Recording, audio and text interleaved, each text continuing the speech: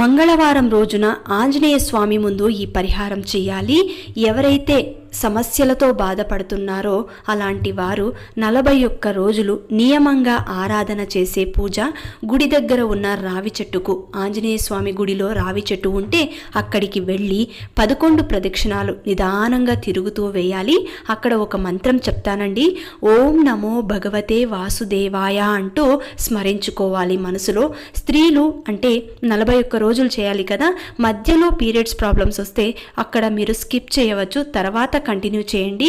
ఆ 41 రోజులు కూడా బియ్యం పిండితో తయారు చేసిన ఒక చిన్న దీపాన్ని బెల్లం వేసి తయారు చేయండి.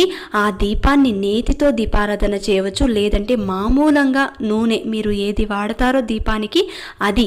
ఈ 41 రోజులు కూడా రావి చెట్టు దగ్గర ఈ దీపాన్ని వెలిగించాలి. మీ మనసులో ఉన్న సంకల్పం గట్టిగా కోరుకుంటే ఆ హనుమంతుడు ఇచ్చేస్తాడు.